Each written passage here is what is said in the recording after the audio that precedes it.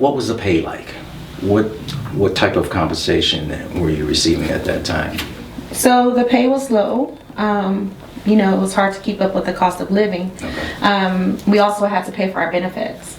And me having children with disabilities or needs, I had to get medical, so it was hard for me and my husband. We had to pay at least $200-300 per person. That was just for the medical part of it. So we were spending at least almost close to $1,000 just for benefits. We're a family of 5. For me, I mean, it was similar. I wasn't making very much. I started out making $16 an hour, and towards the end of the time that I was there, I was making $19. But again, I was a single parent, but I also needed to make sure that I had medical benefits for my son and I. So it was $300 for me and $300 for my son. So right off the bat, it was $600 gone from my paycheck, you know, that I could have used for like childcare, you know, food, groceries, gas. So there were times that I had to make that choice, like, you know, I need to save this money for gas, so I'm maybe not going to spend so much on groceries. And I recall that there were times, although I was a full-time working parent and I was working in healthcare, that I found myself like going to food banks, like, you know, asking for help, because it was so hard to survive off, you know, such a low wage. Yeah. Was at times that I had to pick and choose which benefit we're going to take this year. Is it going to do the dental? We're going to do the vision?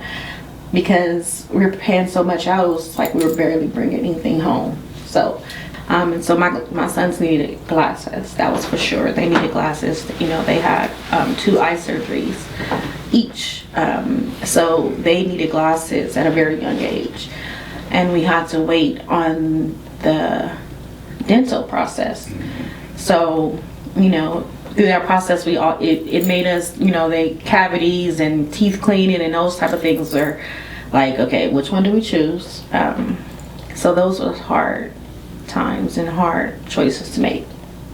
Similar to Maya, there were times when, you know, my son's well visit was coming up, or, you know, he needed to go to the dentist. Like, although I had medical coverage, like I still had deductibles that I had to pay or out of pockets, and so, you know, I had to plan for that and I had to budget and put that into my budget, because otherwise he wouldn't have been able to receive the care that, although I was paying for medical coverage, I was almost like afraid to use it, because it's like, am I going to be able to afford the out of pockets and the deductibles?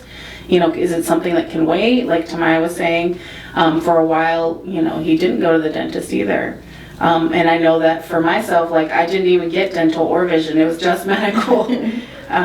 So it was just sad to see that although I was working in healthcare and I had medical coverage, I wasn't feeling comfortable enough to be able to use it because I couldn't afford it.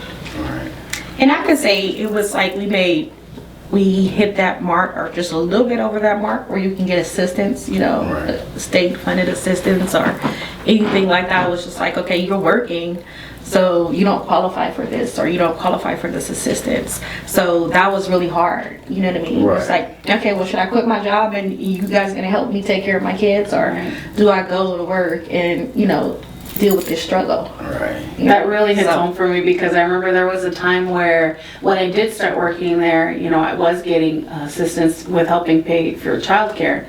And I remember as I started getting my raises, I was getting excited. I'm like, okay, you know, now I'm going to be able to save a little bit. But then, you know, all of a sudden it's like, oh, you know what, you make too much now, so we can't help you. I literally went over by $50 a year. And so at that point it was like, okay, so now I have to pay for childcare. So that was another added on.